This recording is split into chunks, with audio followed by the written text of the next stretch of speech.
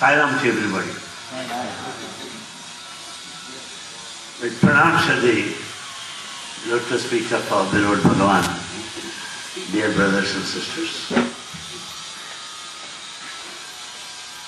Today's topic is, do we know? Do we know? Why that is the topic? Because we think we know, though we do not know.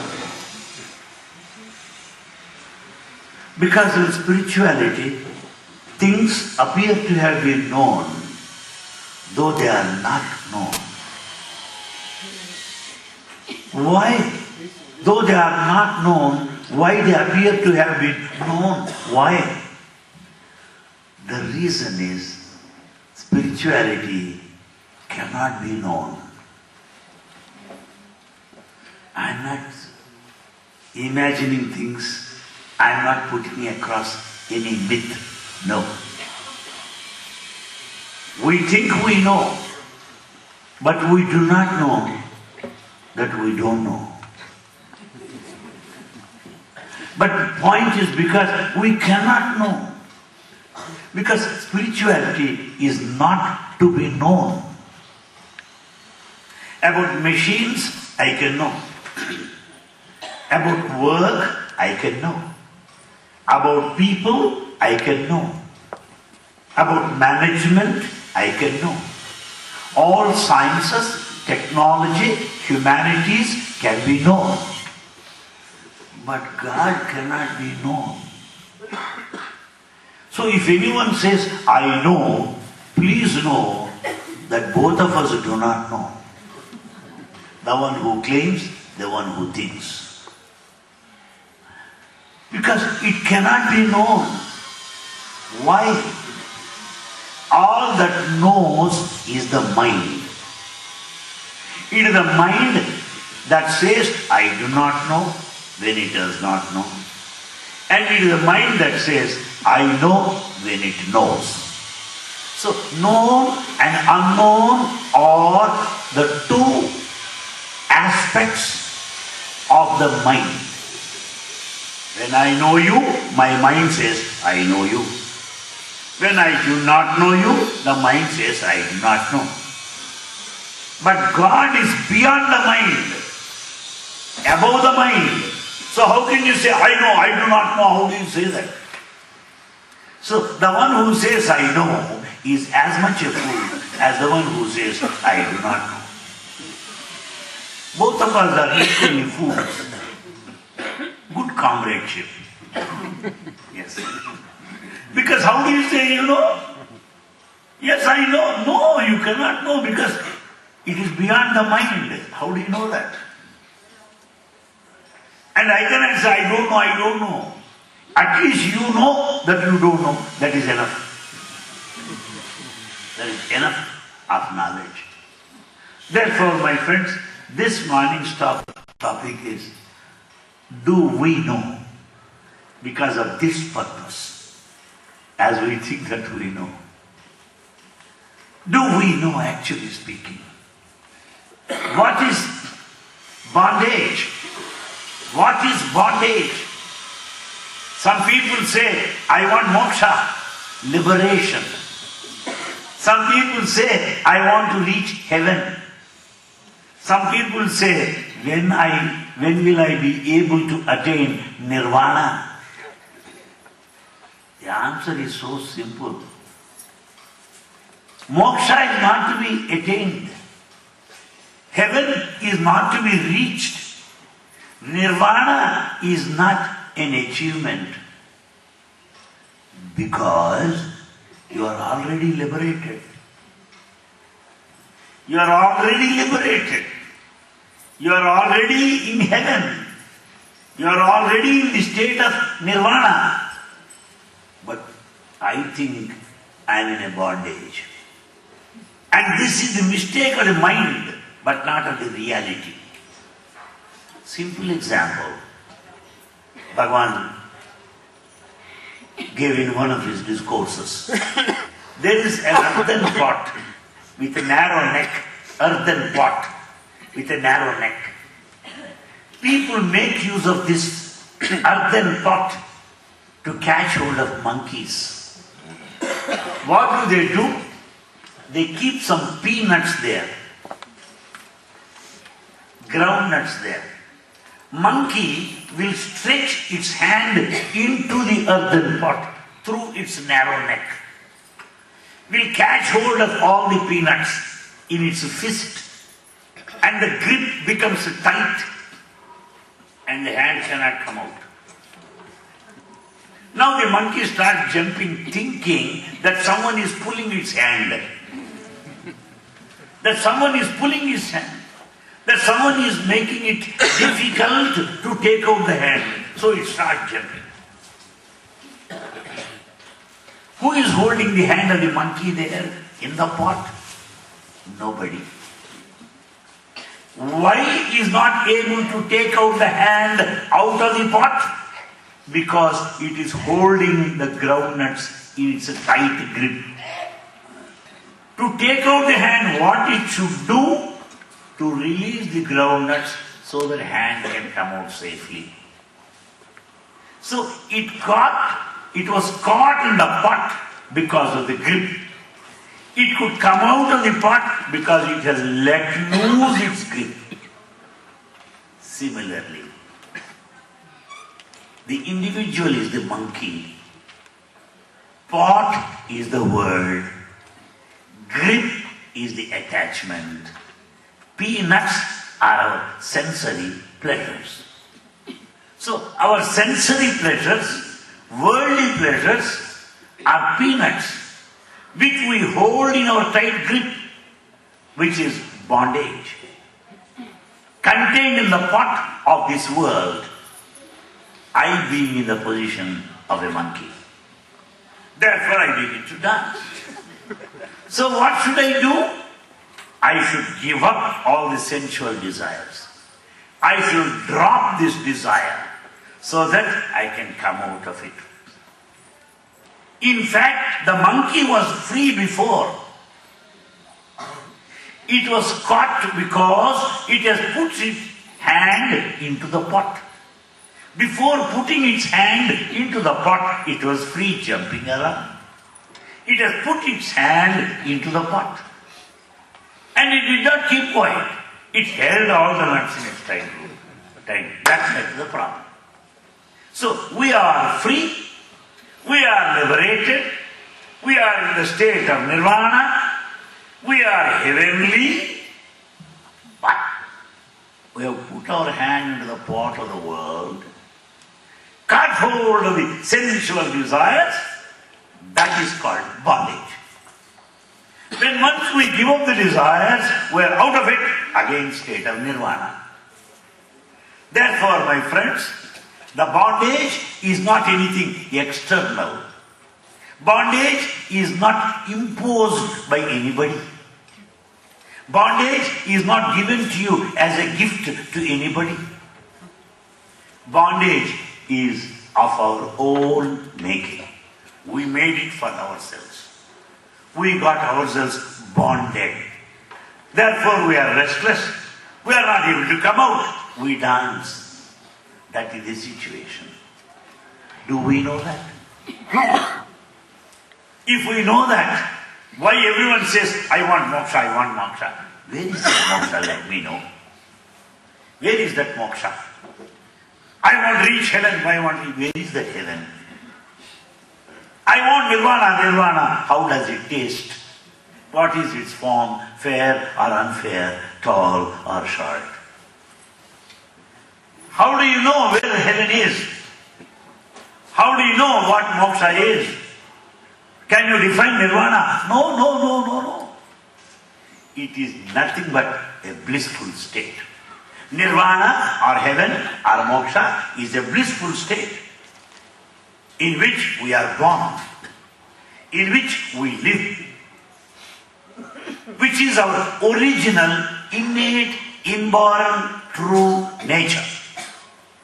But as we get into the grip, as we get ourselves involved in this world with the sensual pleasure, With the worldly desires, we get ourselves attached, bonded. When we leave it, again we are blissful. Therefore, my friends, it is the desire which is the bondage. Bondage is nothing but the desire. Desirelessness is liberation. To be desireful is to run after bondage. To be desireless is the natural state of bliss in which we are born. The second, we always involve ourselves in unnecessary talk and gossip. This pollutes our mind. Nobody is affected. If we talk about spiritual matters, if we talk about the spirit, the conscience, the consciousness, something related to the divine and its manifestation, we remain pure and fresh. But we don't allow the mind to be like that. We want somebody to tell some stories, allow us to spread the rumors, allow us to be good transporters of gossip, or generate some scandals. These are pollutants. Pollutants. The mind is polluted because of gossip, the vain talk, and the useless talk. My mind is polluted, not the other man. He goes on speaking all nonsense, which is untrue. Untrue. He goes on telling that Swami has taken me to the heaven. What shall I do? I am not in a hell, so he doesn't need to take me to heaven. Since you are in a hell, he has to take the trouble to take you to heaven. That's what my interpretation is. Why do we bother about that? Some people will be speaking about the finances, share market. I don't have any money, I have not invested anywhere. I must have some share in the love of Sai. That's all. I'm not interested in these commercial matters. And some people will speak that some building is coming up somewhere. Is it true, Anil Kumar? Let it come up, I can't stop it. On the day of inauguration, I'll go and see if possible. There are so many buildings which I have not seen even today, though I am staying here. I am not interested because I have not come for the buildings. No. If we really want buildings, we can go to Eiffel Tower, go to Paris or New York. Why? I am not come here. I am not interested. Therefore, my friends, as we get ourselves involved in unnecessary matters, the mind gets polluted. How to make this mind free from pollution? Free from pollution. Only way is detachment and discrimination. Detachment and discrimination will make the mind pure, make it free from pollution. Detachment and discrimination. What is discrimination? Is it worthwhile to hear all this story, the dreams and all that? Is it worthwhile? No. Is it worthwhile to listen to different stories? No. Will all this help me in any way? No. This is discrimination. Detachment. Okay, whatever I get will not stay permanently. You see, some people, they are very happy on the day when they get the interview. Yes, you can be happy. We congratulate you also. Yes, please celebrate. I will also join our cup of coffee. Let us celebrate together. But the next day he starts crying because he wants interview every day. It's not possible. The joy that you got out of interview lasts for that day. Next day you start crying. And the fellow who has not got an interview, He cries through. So both the fellows are crying. The fellow that got is crying.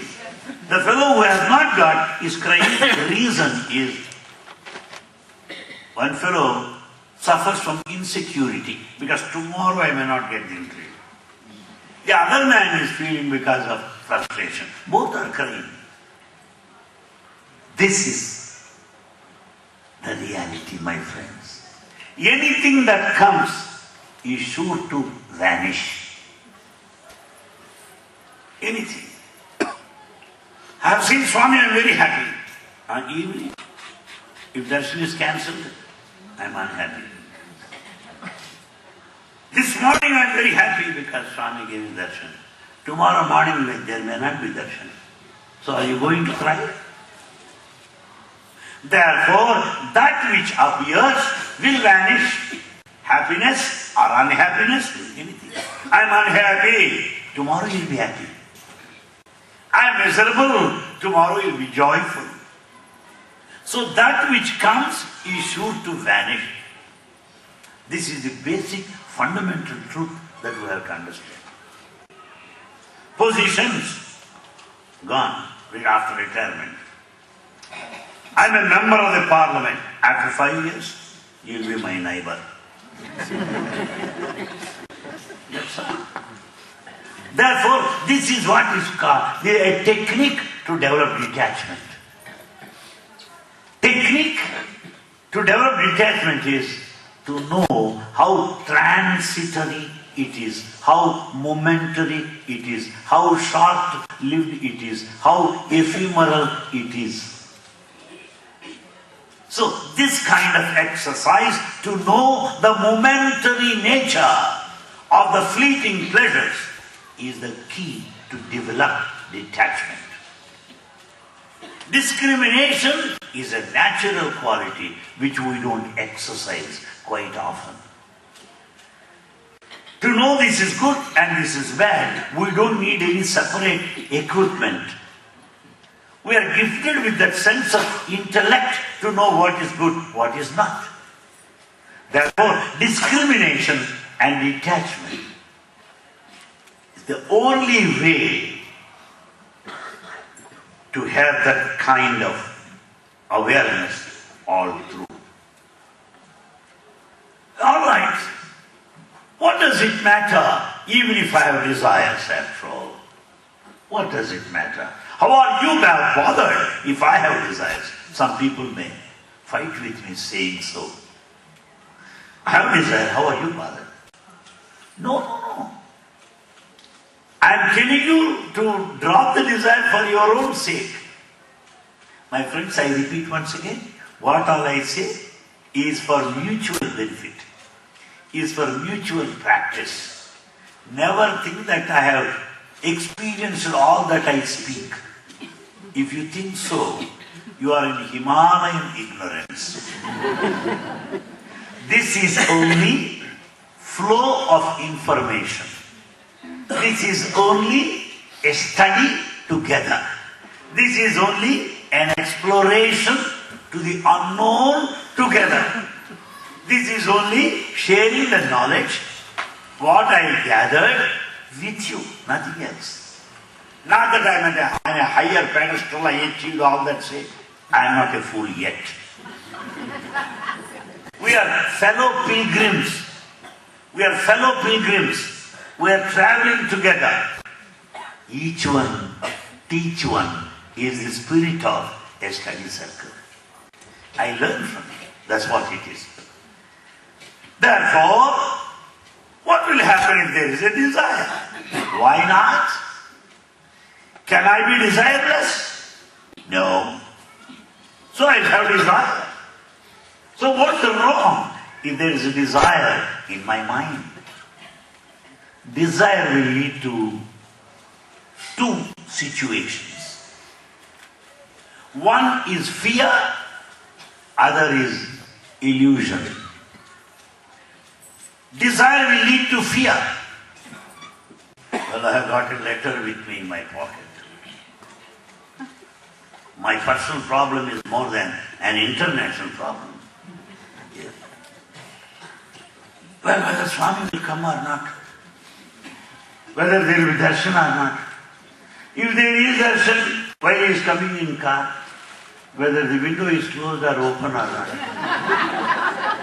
Seeing me, he may raise the window glass. Does that happen? Just partially point that, he will press that. Car, don't carry that and you will be happy whether the window is closed or open. So what the desire made you? To lose the pleasure of darshan. Because mind is constantly engaged in the letter in the pocket. So desire naturally will create a sense of fear. Sense of fear. Two, desire also will create or will take you to a state of delusion or illusion or imagination. What is it?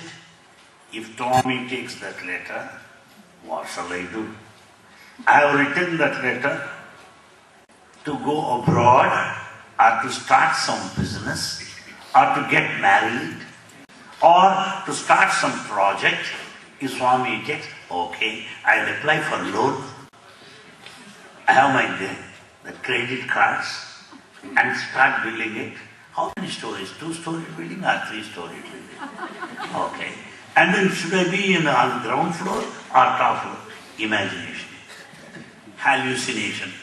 So fear has got two aspects. Negative. One is what we call fear, whether it's going to be fulfilled or not. And second thing is imagination, as if everything is going to happen. If Swami does not take this letter, is my project accepted or not? Turn it off. Shall I marry that girl or not? Shall I do this or not? Shall I proceed or not? It goes on bothering you everywhere. It goes on disturbing you. Therefore, desire is not for our own good. Alright, how to stop them? How to stop them? I know the desire is not in my own interest. How to stop it? How to prevent it? My friends, do not mistake me when I say desire is wrong. I mean needs are different from desires. Needs and desires are different. I want to have a toothpaste. It is not a desire. I want you to sit by my side. Therefore, I want to have toothpaste, brush my teeth. Is that a desire? I want to have a cup of coffee. It's not a desire. It's not a desire. So, needs are different from desires. Needs will make you a comfortable living, a peaceful living, a life of convenience. So we are able to hear the voice, but not the other man on the other side. Sometimes, as we speak on phone, everybody here, but not the other man on the other side. That's what happens. It's a good thing. See, let's also enjoy the fun. So, my point is, needs will never create any sense of fear. Because they are basic needs to carry our life. It's only desire. Let's understand this. Then how to be free from the desires? What is to be done? Only one secret. There's only one technique. Only one answer. There's only one path to be desireless. There are so many options or choices. Only one. You cannot ask me, please suggest a second alternative. No. Only one. What is it? Knowledge of the self. Or Atma Jnana. Atma Jnana, knowledge of the soul, knowledge of the spirit, awareness of consciousness. This is all what is called Atma Jnana or self-awareness or knowledge of the self. This will only help us to give up desire, nothing else. Nothing else. What is Atma Jnana then? Well, I have got enough of Jnana, Atma Jnana, because I read Bhagavad Gita every day. I read the Holy Bible every day. I read my scripture every day. I do bhajans. I have enough of knowledge of the self. Then what else is Atma-jnana you are talking about? Maybe the next immediate question from your side, which is genuine. What is Atma-jnana? We love Bhagavan because of this reason. All things are put in the simplest way.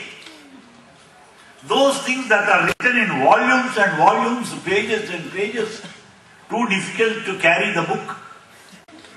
Particularly now when they don't allow books to mandir there. So many volumes, pages are written. But Swami puts it in a single sentence. Hari Om, that's all. 1000 mg. Highest potency. 1000 candle burn. All illumination in the entire area. Like that, Swami gives simple answer. What is self-awareness? What is Atma-jnana? One sentence answer. What does Baba say? To know that there is only one without the second. There is only one without the second. Meaning, only God, nothing else. Then who are we? We are all divine. What are the trees? Divine.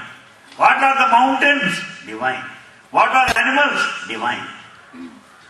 The same divinity has taken the role of an animal, has taken the role of a plant, has taken the role of a human. That's all. The only one without the second is the quintessence, is the essence of the knowledge of the self. That's what is called Atma-jnana.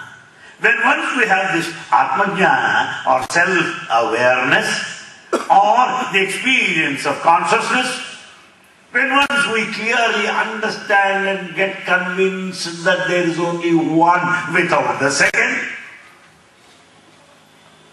who is the one to desire anyone?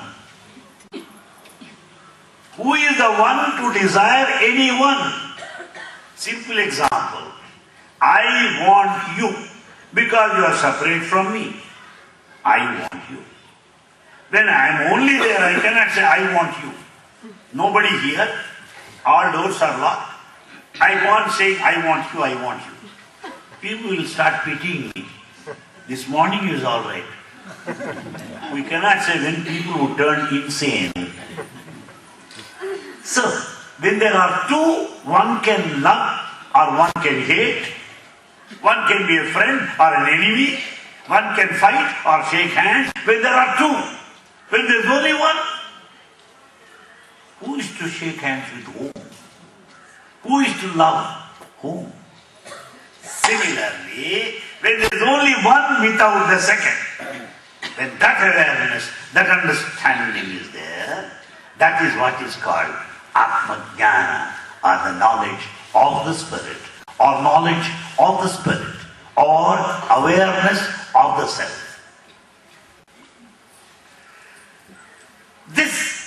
When this develops, there is nothing to desire in this world. So people who have less desires, those people who want to cut short their desires, those who want to be desireless, must develop this sense of Atma-jnana. The self-awareness, knowledge of the self, which is the only way to be done with the mundane, physical, worldly desires. There is no other way, as Bhagavan said in his discourses. Simple example. There is oyster, pearl oyster. There are shells along in the sea, shells, seashore. Bivalvean shells. Collect a shell there. Observe, it shines like silver. But is there silver in the shell? No. It appears to be silver, but not silver. Similarly, what we know appears to be the knowledge of the self, but it is not. Why? The knower and the known are one. That is the beauty of it. The knower and the known are one. I am the knower. I want to know the Atma, the consciousness. Ultimately, I will know that consciousness is nothing different from me. I think I am clear. The knower and the known are one. This is what we call the knowledge of the self, or Atmajnana, which will make us, which will deliver us, which will make us free from the clutches, from the bondage of desire, as explained by Bhagavan. Then how to start? I should make a start somewhere, at some point. How to start? How to go about? As to be desireless, as to experience the knowledge of the self, as to be in constant integrated awareness. How to go about it? What is the beginning? Surrender to the feet of the Divine Master. Surrender to the divine feet of the Holy Master, of the Divine Master. Manas bhajre Guru charanam, dostar bhavasagar taranam. Manas bhajre Guru charanam, dostar bhavasagar taranam. Guru Maharaj, Guru Jai Jai, Sainath Sa, Guru Jai Jai. Manas bhajre Guru charanam, dostar bhavasagar taranam. Then once we surrender to the lotus feet of God, yes, the channel, the gates of floods of knowledge of the self are open to you, such that you are drowned in consciousness, such that you are soaked in consciousness. That's why a guru, a preceptor, a divine master is required. Alright, how to surrender to divine master, how to surrender, that's again a problem. Because we don't agree with other man. How do we expect me to surrender to the feet? If anyone says today is a bright day, sunny day, the other man said, no, yesterday was brighter. When we don't agree because of ego problem, the process of surrender is not that easy. Easier said than done. How to surrender? Constant chanting of his name. That's why Manasa Bhajare Guru Charanam. Contemplate on the feet of God. How? Guru Maharaj, Guru Jai Jai, Sainath Sar, Guru Jai Jai. The second stanza, Guru Maharaj, sing his glory. Sainath Sar, Guru Jai Jai. When you sing his glory, it is possible to Manasa Bhajare Guru Charanam. You can concentrate on the feet of God. The second stanza is the process. The first one is the aim. Manasa Bhajare Guru Charanam is the aim or the goal. Or is the one that you want to get. You want to surrender to the feet of God. Manasa Bhajare Guru Charanam. How to do it? Guru Maharaj, Guru Jai Jai. Sing his glory. Then things become easy and simple. That's what it is said. So, what will happen by surrendering to God? What will happen when I sing his glory? What will happen? It is very clearly said. What happens is, if you think of your Divine Master for 5 minutes in a day, he will think of you for the rest of the day, the whole day. Yes. 5 minutes. total concentrated thought on the feet of God will make your Guru, the Divine Master, to think of you throughout the day. That's why people say, begin the day with a word of prayer. We don't begin the day with a day of prayer, we don't.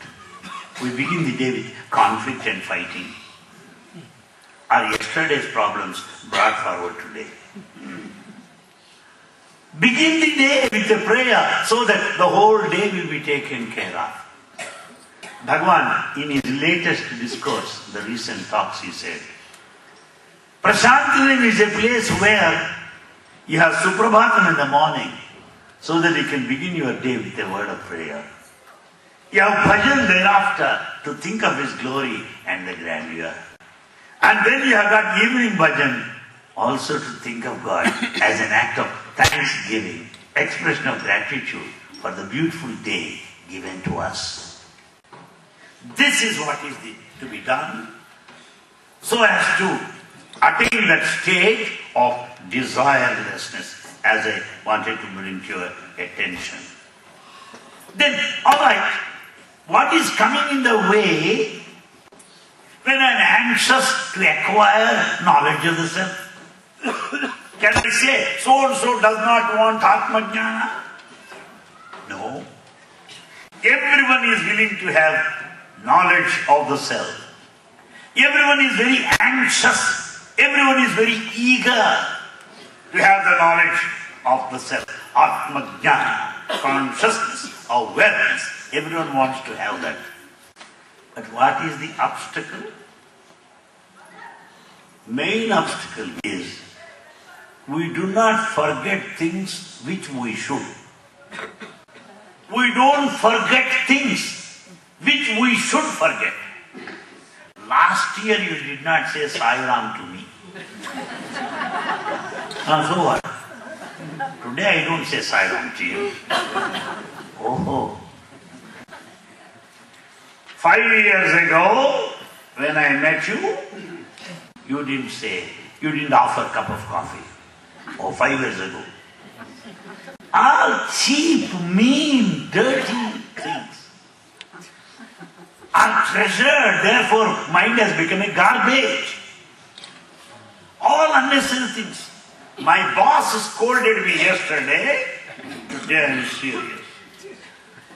If you are serious, he will scold you more. He will scold you more. You must have heard of late Rama Brahman, the caretaker of Vrindavan, Bangalore. In my earlier days of my settlement there in Bangalore, when I was so fresh, Sri Rama Brahman used to visit me every morning and give me some piece of advice. Every morning. Because he is an elderly man, I can't say enough is enough. That too I was staying alone. A fellow who loves company, to be asked to live alone is the biggest, worst of the punishments. So I want somebody to talk to me. Better such a man of the stature of Rama Brahma. He said this, when Swami scolds you, what should you do? I said, sir, I am fresh in service. I have not completed even 1 week. Why do you tell me when Swami scolds? No, preparation. Preparation. So sir, what shall I do? He said, just look straight, that's all. Oh, I see.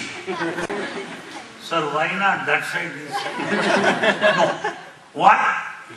When Swami scolds you, when you look that side and this side, an impression is given that you are mindful of what others think. Not that he's scolding you. I don't want him to scold me in public. If he scolds me in the interview room, I can tell you that he gave me a ring or a watch, something like that. Up a marathon interview, I can tell you. But in public, no chance to bluff. My ego is affected. Therefore, when Swami scolds you, when you look that side and this side, Ego is more, and Swami will scold you more and more, endlessly, until Harati at least.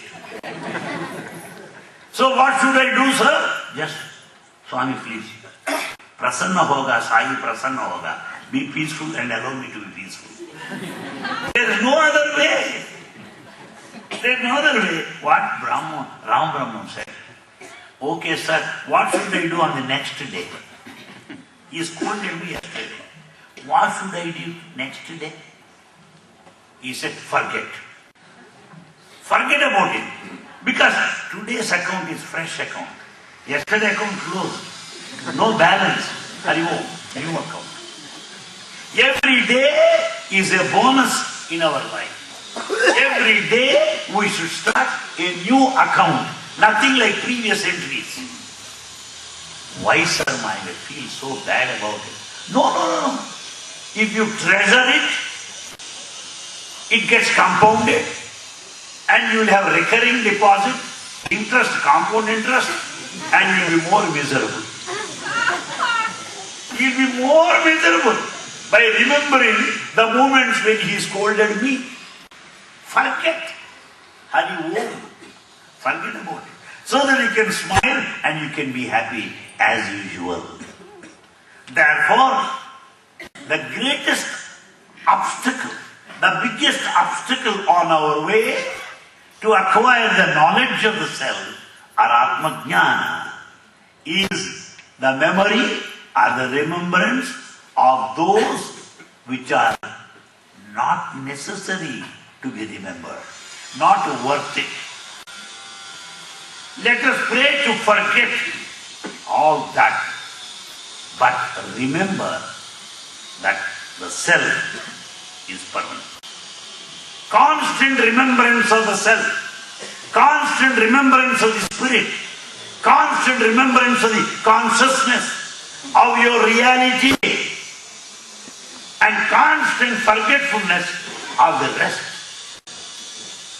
is most essential to develop that Atma Jnana, or the knowledge of the self. That's what Baba said. So supposing Swami stands in front of me, if I think of my return trip, return trip confirmed or not, what will happen? I lose the benefit of darshan. I lose the, forget about it. Watch him, be happy about it. Therefore, my friends, to have the knowledge, Atma Jnana, the knowledge of the self, awareness of the self, we should not collect all the information, treasure it. No, forget about it. What is to be remembered is the self, which is supreme. That's what he said. Then what will happen? I forget. Then what will happen? Then Swami gives this answer. Because we want to know what will happen. If I invest 100 rupees, how much of interest I get it? We are interested. So what will happen if I forget? What will happen? Grace will flow. Grace will flow. You will receive God's grace in abundance from within. As the mind forgets, as the mind drops, the spring of joy, the fountain of bliss will spring forth within from your own heart. This should be empty. This should be closed, so that the mountain of joy from within, from one's own heart, will spring. God's grace, that's what it is. Well, I don't understand. Would you give me an example? Swami gives an example. Supposing you spread net into the water, a fisherman's net. Fisherman has spread his net in the water. So, in the net also there is water now. Right? Now the fisherman will take out the net. Is there water now? No. So, net is full of water in water. When the net is out of water, there is no drop of water. So, similarly, when once you forget, make it empty, you get His grace. When once you are full, you are in deep hot waters. That is the example given by Bhagavan. So as to make it empty, so as to make it free, what should I do? Bhagavan said, keep your mind pure. Keep your mind pure. My mind is always pure. What do you mean by that? If I tell anybody, keep your mind pure, no. You said it, perhaps you check your mind. My mind is always pure. No, my friends. To know that mind is impure is also knowledge, is also awareness. To think I am good, it is only self-glorification. Somebody should say I am good. I cannot say I am good, please, goody, there, please come. Similarly, I should know that my mind is impure. But most of us do not know. What are the impurities of the mind? What are the impurities of the mind? Only two. Raga, attachment. Dvesha, hatred. Raga, dvesha, attachment and hatred are the two impurities of the mind, in the mind. Why? Because of this attachment, that impurity of attachment, it causes havoc in life.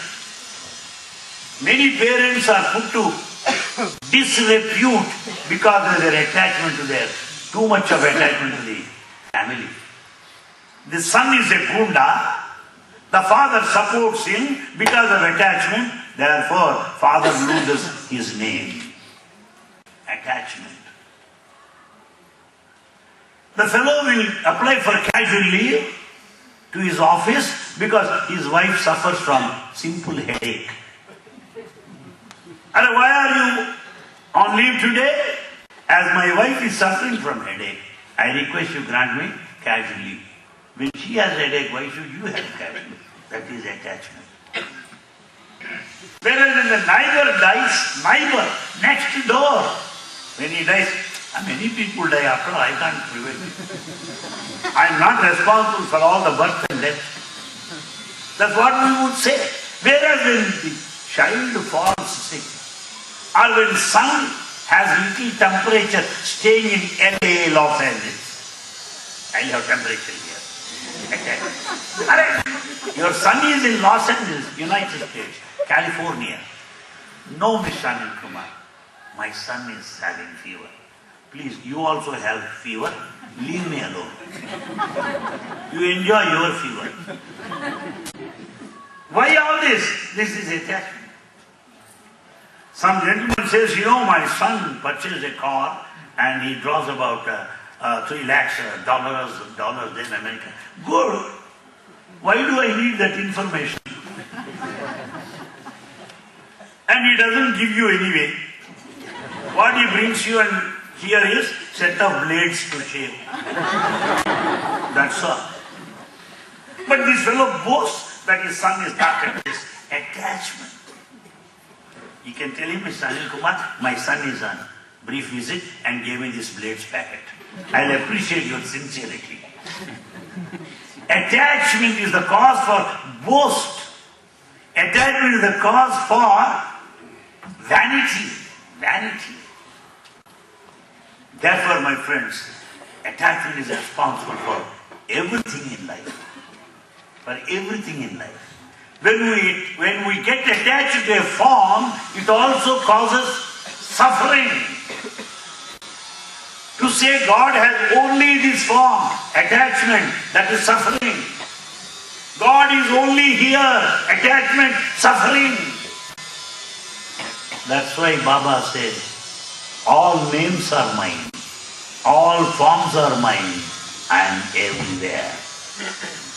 I am everywhere, says Swami. Because if he says, I am in Prashantalayam, attachment finished.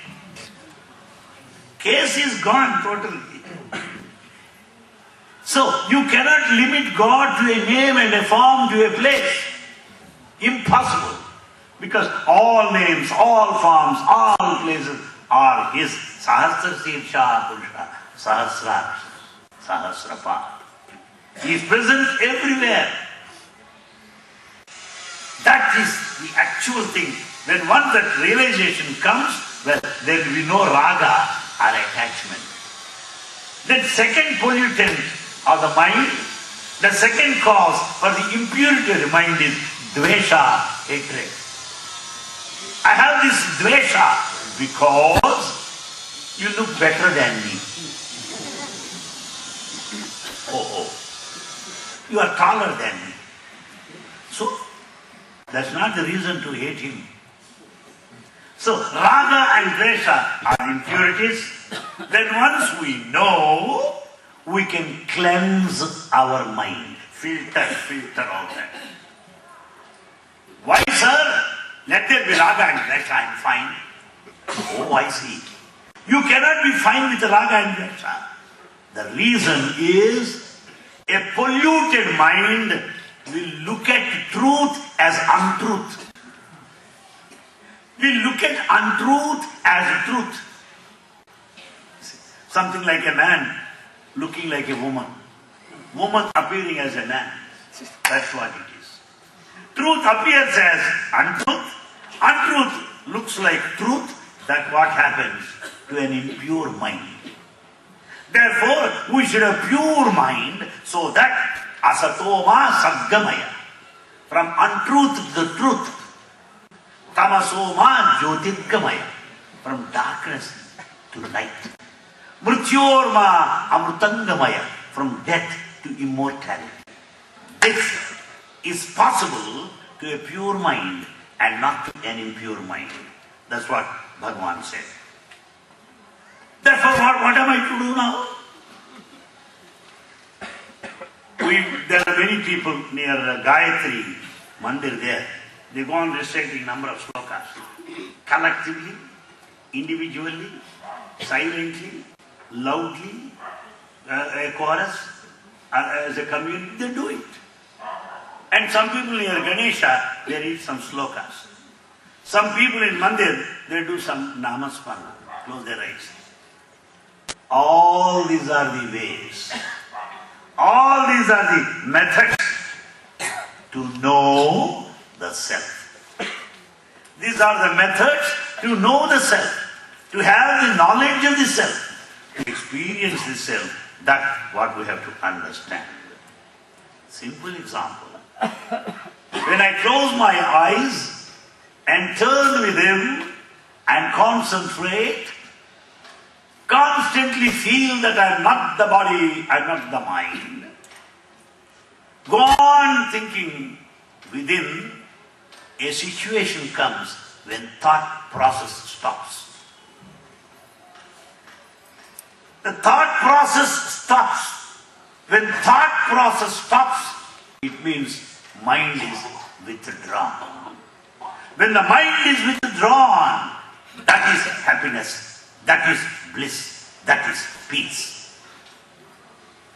An active mind is different from a passive mind in the spiritual sense. Mind is made passive, mind is withdrawn, a thoughtless state when I experience peace and bliss. That is the indication. For that purpose, we do bhajans.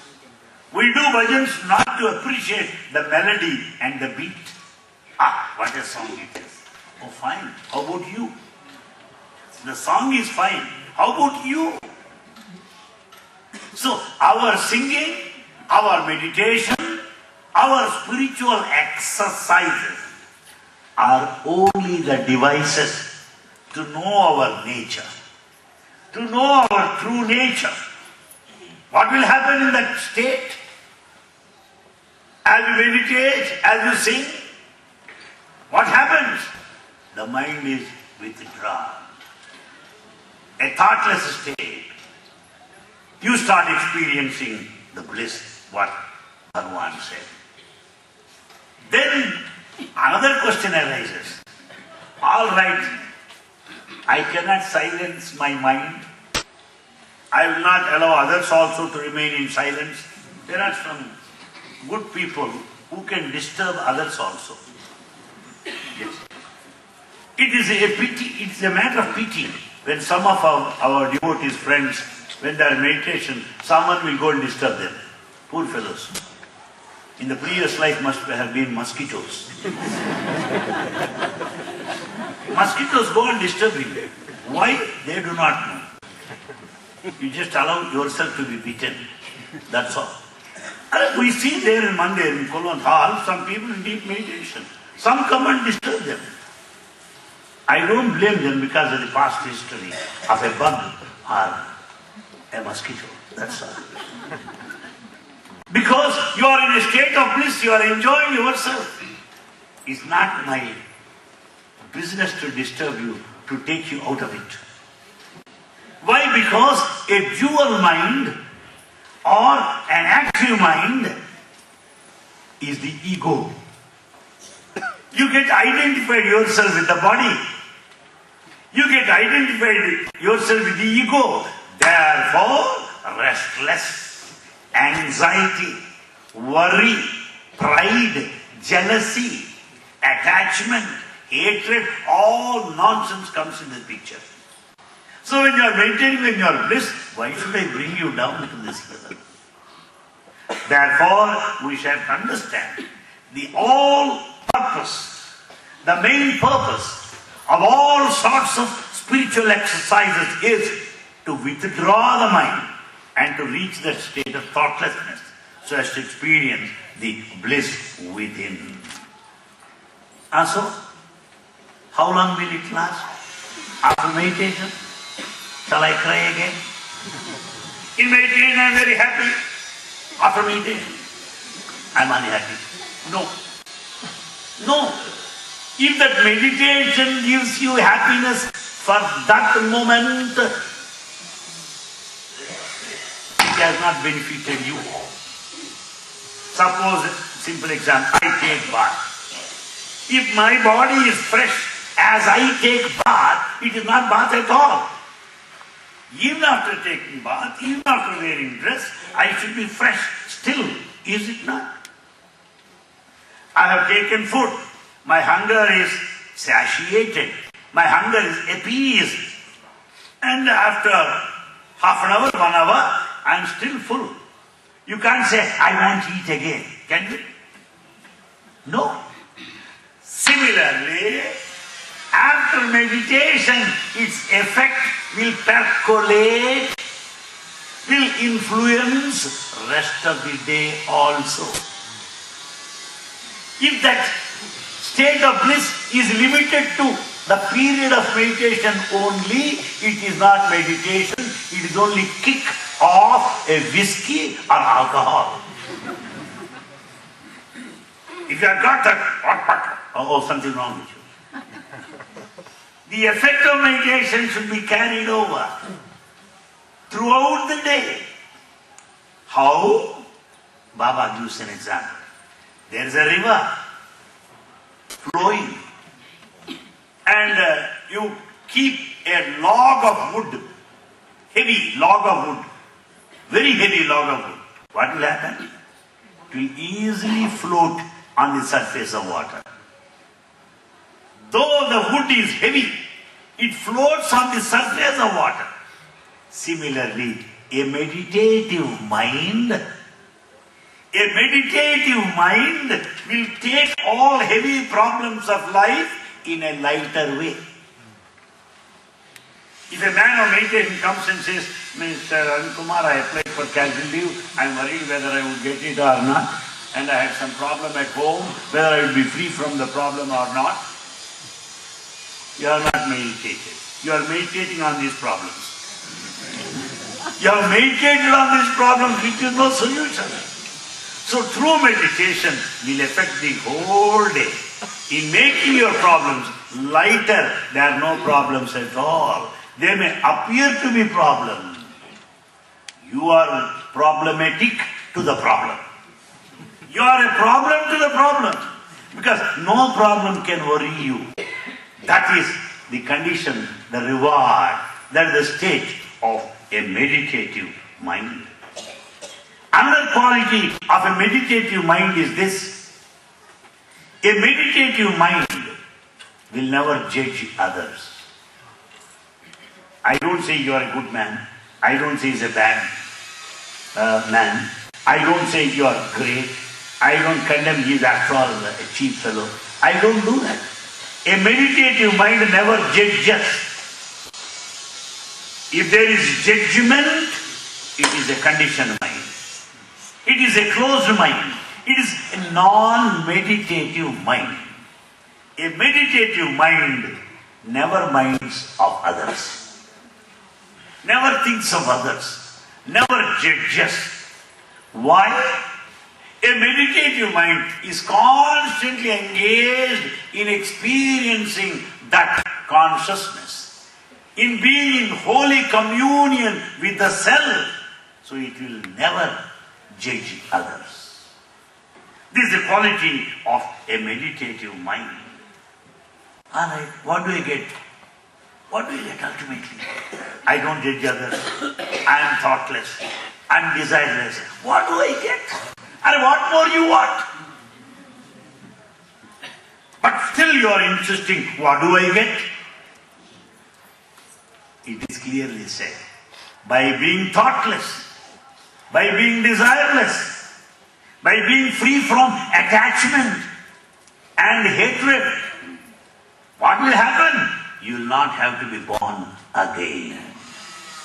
You will not have to be born again. It is birth that is responsible for all this duality. You don't have to be born. Would you make it clear, Master? A question put to Swami. He says, it is the desire that is the cause for birth and rebirth. It is the attachment that is the cause for birth and rebirth. When once you have no attachment, no desire, when I don't have income, where is the question of income tax? I have no income, so what is income tax? So similarly, when there is income of jealousy, hatred, attachment, tax is rebirth. This is what I could say this morning. As time up, we shall meet again next week. Ram Krishna Hari Narayana Sai Ram Shiva Ram Krishna Hari Narayana. You are very, very unkind to me. I don't know what harm I have done you. Why don't you sing full-throated after all? Namasmarana is not political slogan. I don't know why you whisper like that. I know your voice because I heard you shouting at your wife. Ram Krishna Hari Narayana Shiva Ram Krishna Hari Narayana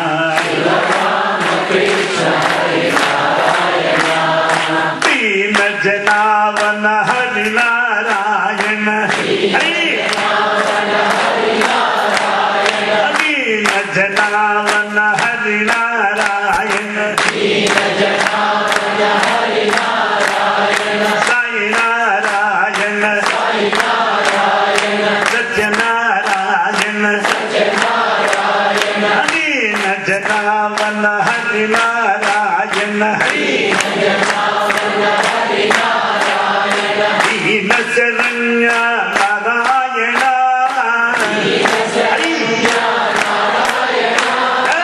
Dina Saranya Narayana Bhava Bhaya Harana Sai Narayana Bhava Bhaya Harana Sai Narayana Hey Ram Krishna Hari Narayana Shiva Ram Krishna Krishna हरे नारायण दीन जनावन हरि नारायण हरि हरि हरि दीन जनावन हरि नारायण साई नारायण सत्यनारायण दीन जनावन हरि नारायण हरि नजरया नारायण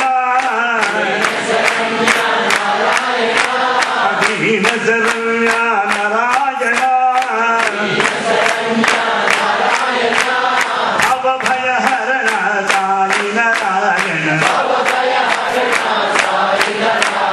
भव भय हरण साई नारायण राम कृष्ण हरि नारायण ओ असतो मा सद्गमय तमसो मा ज्योतिर्गमय मृत्योर्माय अमृतंगमय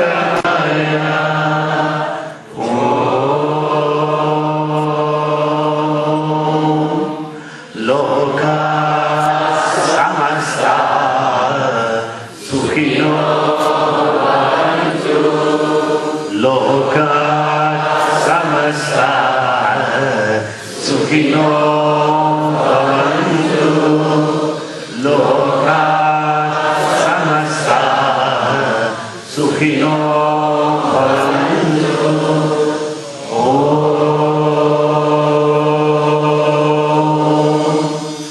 शांति शांति शांति। जय बोलो भगवान श्री सच्चाई बाबा जी की जय बोलो भगवान श्री सच्चाई बाबा जी की जय बोलो भगवान श्री सच्चाई बाबा जी की। Thank you, God bless you.